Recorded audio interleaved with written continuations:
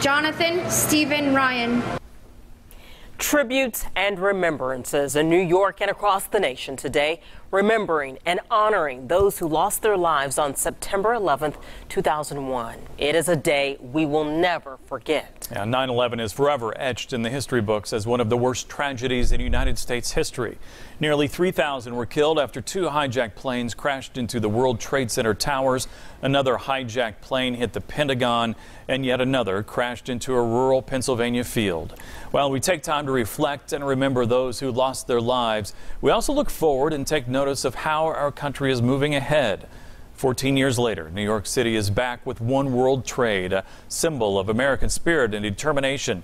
At 104 stories, it's the tallest building in the Western Hemisphere. It opened just last year, but the work still isn't done when it comes to rebuilding what was lost on 9/11. It's the resiliency of the city. It's resiliency of New Yorkers who were part of the city and who always made the city the greatest city that it is.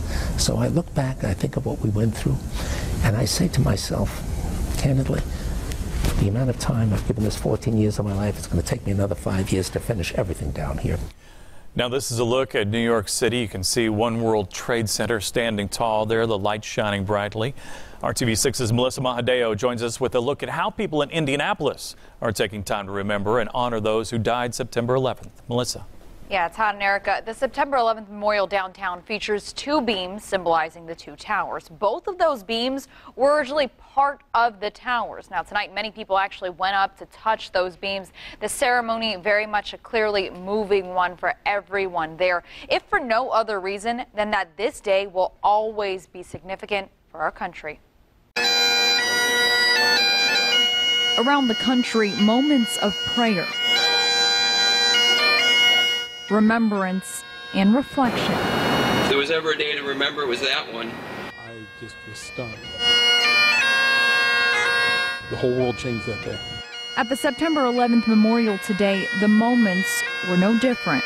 The pain that we all felt that Tuesday morning. Responders like Greg Huss reflect on their journey to New York. You know, we spent 8 days out there looking for survivors, which weren't there. Americans like Kurt Fancher on where we stood. I remember I was at home, my wife called and said the plane just flew into the World Trade Center. Survivors like Lieutenant Richard Sprunk on the only thought they had at the time. He made his way home where his wife and children grabbed him and hugged him and wept when he came through the door. Because until then, well, they just didn't know. 14 years later, and the words don't need to be said. If there was ever a day to remember, it was that one. When our world pivoted and shifted in a matter of moments and nothing made sense. Because America will never forget. If there's ever a day to remember, it's that one. When the awful realization sunk in that from now on, everything was going to be different.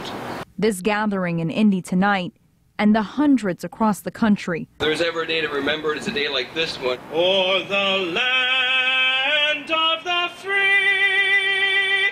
Proof we will remember as one. And the home of the brave.